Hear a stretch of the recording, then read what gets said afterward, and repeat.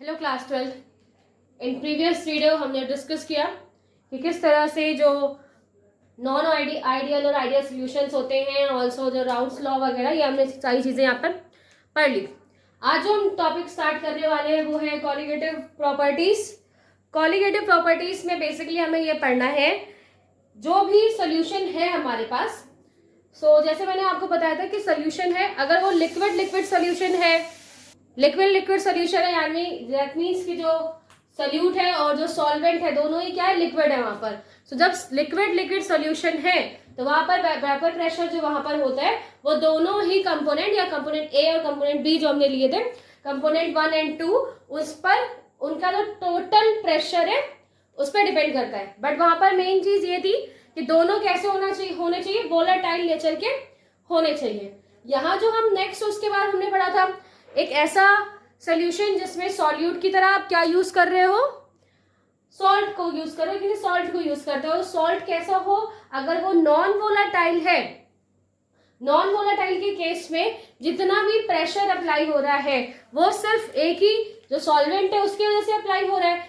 Because ऐसा क्यों, because जो नॉन वोलेटाइल है वो वेपर्स फॉर्म में कन्वर्ट ही नहीं होगा, और वेपर्स फॉर्म में कन्वर्ट नहीं होगा तो प्रेशर नहीं अप्लाई करेगा, प्रेशर वो बिल्कुल अप्लाई नहीं करेगा। बट वो है कहां पर, इन सॉल्यूशन के अंदर है, तो दैट मीन्स सरफेस के ऊपर दोनों के ही पार्टिकल्स होंगे। ठीक है, जैसे कि हम यहाँ पे डिस्कस कर रहे थे कि ये इस तरीके से क्या है, एक सोल्यूशन, ठीक है, सोल्यूशन है यहाँ पर और ये इसका सरफेस है। यहाँ पर क्या होंगे, पार्टिकल्स किसके होंगे, सॉल्यूट के भी होते हैं, और जो हमने सॉल्वेंट यूज किया वो वोलेटाइल है या नहीं है, बट पार्टिकल तो यहाँ पर होंगे, राइट, बट वो वेपराइज नहीं होंगे। अगर वो वोलेटाइल नेचर के हैं तो वेपराइज होंगे, और अगर वोलेटाइल नेचर के नहीं है तो वेपराइज नहीं होंगे। बट पार्टिकल्स तो वहां मौजूद है ना, और उसी पार्टिकल्स वहां होने की वजह से जो वोलेटाइल सॉल्वेंट है उसे क्या मिलता है, थोड़ा सा कम सरफेस मिलता है जिससे वो कम प्रेशर अप्लाई करता है। तो ये सारी चीजें हमने वहां पर डिस्कस की। एक्चुअली जो कॉलिगेटिव प्रॉपर्टी है वो क्या होता है कि जब सॉल्यूट्स की वजह से, यानी जो हमने वहां पे सॉल्यूट यूज किया है, उन सॉल्यूट्स के कारण कुछ ऐसी प्रॉपर्टीज, जैसे कि अगर हम बोले हमने क्या किया, हमने सॉल्यूट को यूज किया था, कुछ एग्जांपल मैंने दिए थे। जब हम क्या कर रहे थे कि एक सॉल्वेंट है उसमें हमने सॉल्यूट ऐड किया, जो वेपर प्रेशर है वो क्या हुआ, डिक्रीज। वेपर प्रेशर क्या हो जाता है, डिक्रीज हो जाता है, और जैसे जैसे आप सॉल्यूट को बढ़ाते जाओगे वैसे वैसे क्या होगा, वेपर प्रेशर डिक्रीज होता जाएगा। तो यहाँ पर क्या हो रहा है, यहाँ पर जो सॉल्यूट का परसेंटेज है या सॉल्यूट की जो वैल्यू है, उसका जो नेचर है वो क्या करता है, जो सॉल्यूशन है उस पर इफेक्ट डालता है। तो वो सारी प्रॉपर्टीज जो कि डिपेंड है किस पे, सॉल्यूट पार्टिकल्स पर, और बेसिकली उनके नेचर्स पर और नंबर ऑफ कॉलिगेटिव प्रॉपर्टीज, जिसमें जो प्रॉपर्टीज है वो किस पे डिपेंड होती है, सॉल्यूट पर डिपेंड है। किस केस में डिपेंड है, तो ऑन द नेचर, जैसा नेचर है उसका उसके अकॉर्डिंग चीजें होंगी वहां पर। दूसरा, नंबर ऑफ पार्टिकल्स, कितने नंबर ऑफ पार्टिकल्स आप यूज कर रहे हो, या इन बोल सकते हैं कि कितने मोल्स आप यहाँ पर यूज कर रहे हैं। बिकॉज हम सॉल्यूट यहाँ पर ज्यादा यूज करेंगे और ज्यादा हमें कॉलिगेटिव प्रॉपर्टीज देखने को मिलेगी, और कम यूज करेंगे तो उसके अकॉर्डिंग हमें कम प्रॉपर्टीज या फिर जो भी डिफरेंसेस है वो यहाँ पर देखने को मिलेंगे। वो प्रॉपर्टीज जो कि किस पे डिपेंड होती है, ऑन द सॉल्यूट, और बेसिकली उनके नंबर्स के ऊपर, उसके नेचर्स के ऊपर। तो इनके बेसिस पे आप 4 टाइप्स की हमें प्रॉपर्टीज पढ़नी है।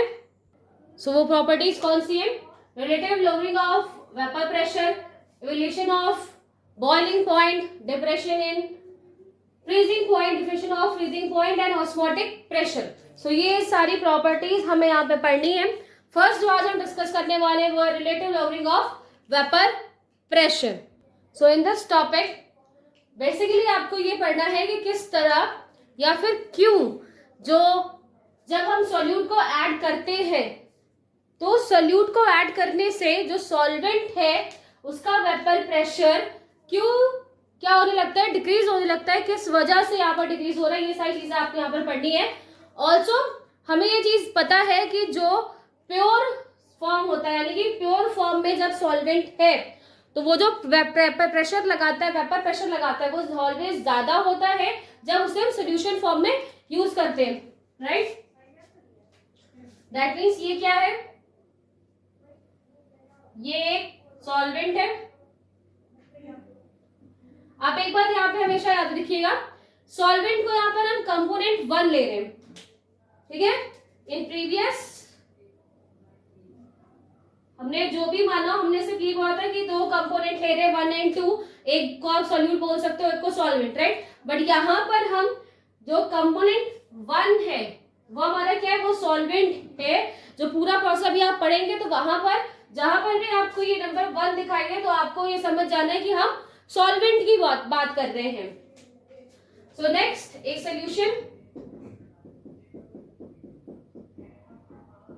नॉट सोल्यूशन, यहाँ पे अभी ये प्योर सॉल्वेंट है। तो जब ये प्योर सॉल्वेंट के फॉर्म में होता है, ये क्या करता है, उस टाइम पे भी प्रेशर अप्लाई करेगा, सरफेस पे इसके पार्टिकल इवेपोराइज होगा और आफ्टर दैट इसी पे प्रेशर अप्लाई करता है। उसे हमने क्या बोला था, उसे हम P1 नॉट बोल रहे थे, यहाँ पे भी हम P1 नॉट बोलेंगे। हमने 1 यूज किया है ना, P1, तो 1 किसके लिए है, सॉल्वेंट के लिए है, ये आप याद रखो। सॉल्वेंट के लिए क्यों है, बेसिकली आपको मैंने बताया है कि जो जैसा सॉल्वेंट होता है वैसा ही सोल्यूशन होता है। ऐसा क्यों, क्योंकि सॉल्वेंट हमेशा बहुत ज्यादा एक्सेस अमाउंट में आप लेते हैं, इस वजह से तो जो एक्सेस में हम ले रहे हैं उसी को हमने 1 पॉइंट दे दिया है, ठीक है, 1 नंबर दिया। आफ्टर दैट जब ये सोल्यूशन फॉर्म में होता है,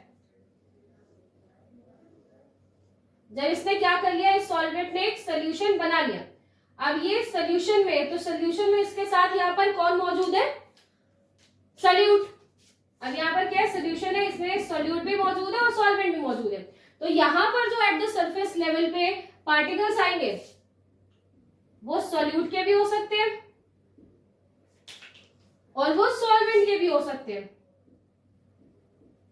और अगर ये सोल्यूट वोलाटाइल है तो जो प्रेशर है वो इन दोनों पर डिपेंड करेगा, और अगर वो वोलाटाइल नहीं है तो वो सिर्फ किस पे, P1 पे डिपेंड करेगा, एक ही कंपोनेंट के ऊपर, बिकॉज दूसरा वोलाटाइल नहीं हो रहा है। वो भले ही वोलाटाइल नहीं हो रहा बट ये जो वेपर प्रेशर है इसे वो रिड्यूस कर देता है, बिकॉज आपको सरफेस में दिखाई दे रहे दोनों ही पार्टिकल्स हैं। सो ये वोलाटाइल तो हो नहीं रहा, तो ये है सरफेस के ऊपर ही, और जो वोलाटाइल हो रहे हैं उन्हीं के थ्रू प्रेशर जनरेट होता है। तो कंपैरिजन में थोड़ा वेपर प्रेशर यहाँ पर कम क्रिएट होता है, ठीक है। तो ये सारी चीजें हमने आपको बताई थी। तो बेसिक यहाँ से मैं बता रही हूँ कि जो सॉल्वेंट है वो जब प्योर फॉर्म में होता है, ये क्या है, प्योर सॉल्वेंट।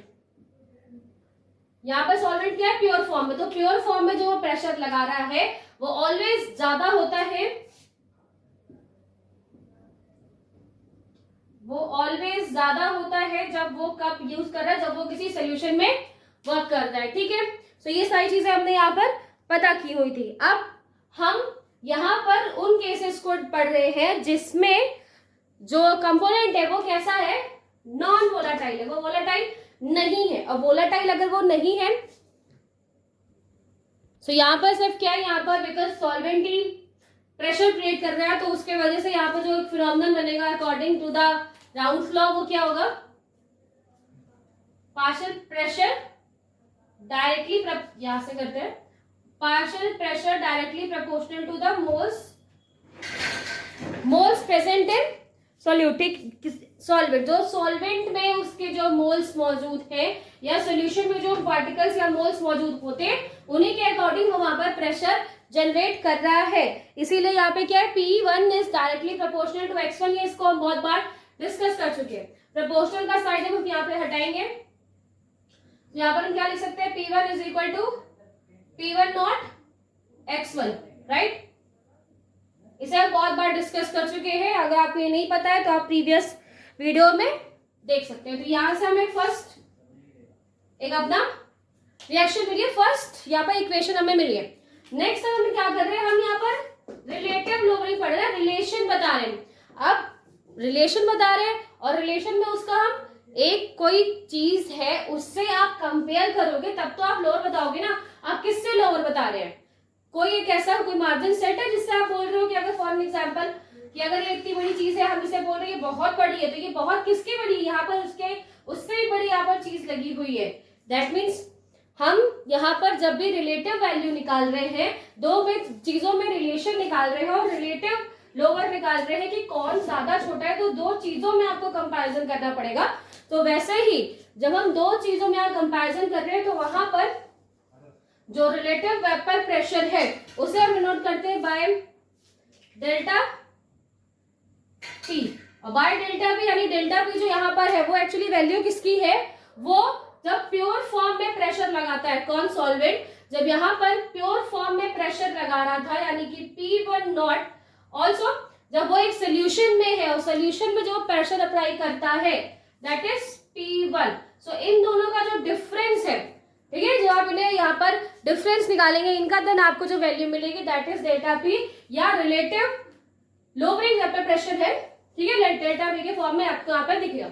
सो अब आपको यहाँ पर क्या दिखाई दे रहा है, अब आपको एक वैल्यू दिख रही है delta P is equal to P1 not and P1। अब इसमें आप क्या करिए, जो ये आपकी इक्वेशन 1 में जो आपको P1 की वैल्यू दिखी हुई है वो आप यहाँ पर इसे पुट कर दीजिए। अगर हम ये वैल्यू इसमें पुट करेंगे then P1 not minus P1 not and x1, ठीक है, ब्रैकेट लगाने की ऐसा कोई जरूरत नहीं है, सिर्फ ऐसे भी लिख सकते हैं। सो इस सिंपल हम इन्हें, अब इसमें से आप क्या करोगे, इसमें से आप P1 नॉट को आप, ठीक है, कॉमन ले लिया हमने उसमें, अब वहां पर क्या बचेगा 1 माइनस x1। ओके, इतनी चीजें हमने डिस्कस कर ली। Now is 1 minus x1 delta p is equal to p, equation number 2। So delta p is equal to P1 naught bracket में 1 माइनस x1, ठीक है, इतनी चीजें हमें समझ में आई। आफ्टर दैट मैं आपको बहुत बार बता चुकी हूँ कि जब भी कोई एक सोल्यूशन फॉर्म होता है और उस सोल्यूशन में जो दो कंपोनेंट है, कंपोनेंट यानी कि जो मोल फ्रैक्शन जिसके भी आपने रखे वो x और x2 जो भी है, तो x1 प्लस x2 की वैल्यू कितनी आती है, ऑलवेज 1, राइट। अगर हमने बहुत बार बोला है कि अगर ये 60% है तो नेक्स्ट वैल्यू आपकी 40% है, ये 70 है तो वो नेक्स्ट 30% है, 50 है तो 50-50 है। सो दैट मीन्स क्या होता है कि इन दोनों की जो टोटल वैल्यू है 1 के अकॉर्डिंग होनी चाहिए, उसी के अप्रॉक्स होनी चाहिए, वही होनी चाहिए इन शॉर्ट। तो अगर आप यहां से x1 की वैल्यू निकाल लें तो x1 is equal to 1 minus, sorry, अगर आप यहां से x2 की वैल्यू निकाल लें, x2 हमें यहाँ पर ये वैल्यू निकालनी है हमें यहाँ पर जो है, तो यहाँ पर अगर आप x2 की वैल्यू निकालोगे, x2 निकालना है तो आप इस फ्रैक्शन को वहां लेके चलते हो 1 माइनस x1। ये जो 1 माइनस x1 आया ये यहाँ पे लिखा हुआ है, ये 1 माइनस x1, ये 1 माइनस x1, तो यहाँ पर 1 माइनस x1 की वैल्यू क्या लिखी हुई है x2, तो हम यहाँ पे इसे क्या लिखेंगे, यहाँ पर जो हम इसको यहाँ पर लिख सकते हैं वो है P1 नॉट एंड x2, ठीक है, क्वेश्चन नंबर 3 जो यहाँ पे हमें मिली है।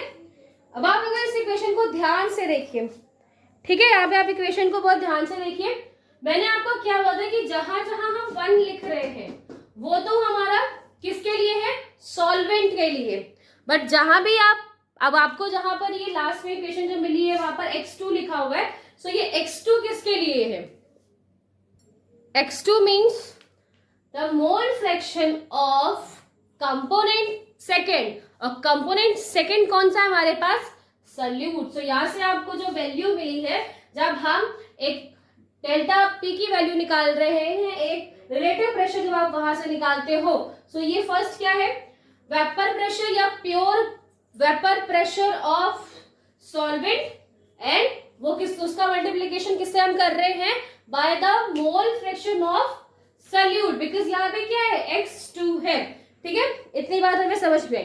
अब अगर हम क्या करना चाह रहे हैं, इस x2 की वैल्यू निकालें, बिकॉज हमने यहाँ पे x2 यूज तो किया बट अभी इसकी हमें वैल्यू पता नहीं है, तो अगर हम उस x2 की वैल्यू निकालना चाहे तो वो आप कैसे निकालोगे, x2 की वैल्यू निकालनी है हमें, तो हम क्या करेंगे, delta p upon delta p लिखा था, इसके नीचे हम P1 नॉट को अगर ले जाए, P1 not is equal to x2, ठीक है, तो x2 हमें मिल गया कि व्हाट इज x2, x2 को आप कैसे डिफाइन कर सकते हैं। यहाँ पे आपको क्या दिखाई दे रहा है, डेल्टा p, अगर आप यहाँ पर ध्यान से देखो तो ये डेल्टा p की आपको वैल्यू दिख रही है, तो ये वैल्यू अब हम यहाँ पे पुट कर देंगे, वो क्या आ जाएगा, P1 नॉट ठीक है, P1 not minus T1 upon P1 not is equal to x2। ठीक है, ये वैल्यू हमें यहाँ पर मिली है। ओके राइट, सो ये जो वैल्यू अब आपको ये मिली है, एक्चुअली में ये x2 क्या है, x2 है यहाँ पर मोल फ्रैक्शन। मोल फ्रैक्शन किसका मोल फ्रैक्शन है, वो मोल फ्रैक्शन जो दूसरा कंपोनेंट है उसका मोल फ्रैक्शन है। और अगर आपको मोल फ्रैक्शन का फॉर्मूला याद है कि हम मोल फ्रैक्शन के कंपोनेंट्स को कैसे निकालते हैं, सो मोल फ्रैक्शन हम इस तरीके से निकालते हैं कि एक सोल्यूशन है, ठीक है, एक सोल्यूशन है हमारे पास, यहाँ पर दो कंपोनेंट है ए और बी, ठीक है, इसमें है, हम चाहते हैं कि हम सिर्फ मोल फ्रैक्शन ए के निकालें। सो उसके लिए हम क्या बोलते थे, number of moles of A plus number of moles of A plus number of moles of B, right. मतलब जो भी आप निकाल रहे हो, अगर आप इसे सॉल्यूट ले रहे हो या सॉल्वेंट ले रहे हो, जो भी आप लिखो, तो जो ए का कंपोनेंट है, अगर हम इस पूरे सोल्यूशन में ए का कंपोनेंट निकालना चाहते हैं तो उसके मोल्स लिखेंगे, और पूरा जो सोल्यूशन है उस, अगर मैंने यहाँ पे Na प्लस NaB लिखा हुआ है, यानी number of moles of A plus number of moles of B लिखा हुआ है, दैट मीन्स एक पूरे सोल्यूशन के मोल्स की बात हमने कर ली। तो उससे हम क्या करते हैं, जो x2 की है, यानी कि जो भी एक कंपोनेंट है उसका हम नंबर ऑफ मोल्स निकाल सकते हैं ना, और ये x2 यहाँ पर क्या है, वो मोल फ्रैक्शन ही लिखा हुआ है। सो अगर हम इसे मोल फ्रैक्शन के फॉर्म में यहाँ पर लिखेंगे तो यहाँ पर हम क्या लिखेंगे, मोल फ्रैक्शन के फॉर्म में फॉर्मूले को अगर यहाँ पर डिस्क्राइब करें तो हम लिखेंगे P1 not minus P1 upon P1 not is equal to, यहाँ पे क्या लिखा है x2, कंपोनेंट आप अपना सेकेंडरी रखना, और मोल्स नंबर ऑफ मोल्स के फॉर्म में आप उसे फॉर्मूला लिख दो, तो वो फॉर्मूला क्या हो जाएगा, ये क्या है बेटा, मोल फ्रैक्शन है, और मोल फ्रैक्शन का सिर्फ इस सेकंड कंपोनेंट के अकॉर्डिंग हम फॉर्मूला रख दे रहे हैं, वो क्या है N2 upon N1 plus N2, ठीक है, नो प्रॉब्लम। तो यहां से आपको एक और फॉर्मूला मिलता है कि जिससे हम बाकी कैलकुलेशन भी कर सकते हैं।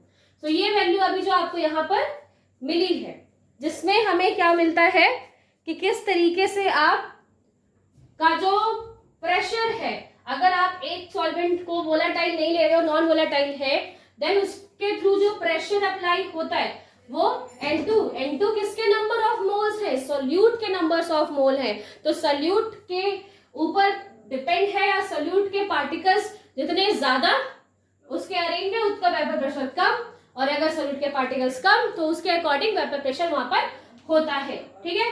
इतनी चीजें हमने यहाँ पर क्लियर की।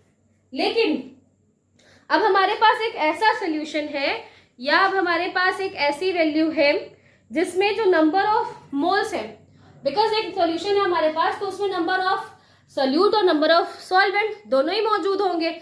लेकिन हम अब जो सोल्यूशन की बात कर रहे हैं वो एक डाइल्यूटेड सोल्यूशन है, और बहुत ज्यादा डाइल्यूटेड सोल्यूशन है, that in which, so for a diluted solution जहां पर जो N2 की वैल्यू है, N2 यानी numbers of moles of component 2, सो ना N2 की जो वैल्यू है ये बहुत कम है, बहुत ही ज्यादा कम है इन कंपैरिजन ऑफ N1 या मोल्स ऑफ 1 किसके लिए था, सॉल्वेंट, मतलब सोल्यूट का जो पोर्शन है वो किसी डाइल्यूटेड सोल्यूशन में सॉल्वेंट से जब बहुत बहुत कम होता है, तो एंड दैट उस केस में हम N2 को, यानी कि जो नंबर ऑफ मोल्स सोल्यूशन में हम क्या करते हैं, उसे नेग्लिजिबल मान लेते हैं, उसको हम काउंट नहीं करते। जब इन प्रॉपर सोल्यूशन है, जब आप उसे देख रहे हो इन दिस फॉर्मूला, तो ये इसकी वैल्यू क्या है, बहुत कम है, बहुत ही ज्यादा कम है वहां पर, तो इस वजह से इसको हम यहाँ पर नेग्लेक्ट कर देते हैं। और अगर इसे नेग्लेक्ट करते तो फॉर्मूला क्या बनेगा, P1 not minus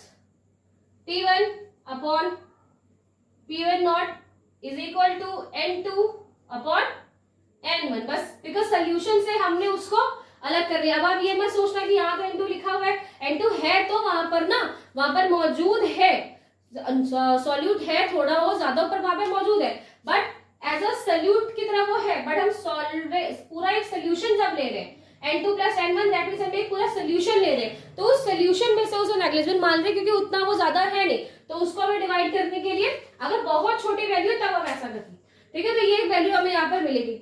after that what is number of moles, आप नंबर ऑफ मोल्स को कैसे निकाल सकते हैं, given mass upon molar mass, right. So जो नंबर ऑफ मोल्स है यहाँ पर N1 हो या फिर N2, इसके लिए आप एक फॉर्मूला एक और होता है कि नंबर ऑफ मोल्स को जब आपको निकालना होता है तो हम गिवन मास अपॉन मोलर मास के थ्रू क्या कर सकते हैं, नंबर ऑफ मोल्स को यहाँ पर काउंट करते हैं। तो अब given mass and molar mass में अगर इसका फॉर्मूला हम यहाँ पर कन्वर्ट कर दे तो यहाँ पर हम क्या अप्लाई करेंगे, P1 not minus P1 upon P1 not is equal to, ये क्या है, N2 की बात कर रहे हैं, यानी जो सेकंड कंपोनेंट है उसकी बात करें तो यहाँ पर फॉर्मूला क्या होगा, W2 upon M2। W2 is given mass, M2 is molar mass upon N1 के लिए हम वहां पे क्या यूज करेंगे, W1 upon M1। That means given mass of component 1 या given mass of solvent and molar mass of solvent. और ये क्या है, गिवन मास मोलर मास किसके, सॉल्यूट के, एंड वही given mass molar mass of solvent. ठीक है, अब हमें पता है कि नेक्स्ट वैल्यू हम कैसे निकालेंगे, इसे हम ऊपर मल्टीप्लाई कर देंगे। सो नेक्स्ट का मैं इरेज कर रही हूं। सो नेक्स्ट जो हमें वैल्यू मिलेगी that is P1 not minus P1 upon P1 not is equal to W2 upon M2, W2 upon M2 multiply with, ये ऊपर चला जाएगा M1 अपॉन W1। सो ये जो आपको यहाँ पर फॉर्मूला मिला है, this is the formula for relative lowering mass of vapour pressure. So vapour pressure जब रिलेटिवली कम हो रहा है, और वो कम क्यों हो रहा होता है, बिकॉज जो कंपोनेंट सेकेंड है वहां पर, यानी कि जो सॉल्यूट है उसकी प्रेजेंस की वजह से हम बहुत ज्यादा उसे यूज करेंगे तो वेपर प्रेशर उसी के अकॉर्डिंग डिक्रीज होता रहता है। सो ये सारी चीजें हमने यहाँ पर पढ़ी। और फर्स्ट जो एक कॉलिगेटिव प्रॉपर्टी है that is relative lowering of vapour pressure, हमने यहाँ पर कंप्लीट किया। बहुत इजी था, बहुत इजीली आपने, सिर्फ आपको फॉर्मूला रखते जाना है और आपको ये वैल्यू अपने आप मिल जाएगी। So watch it.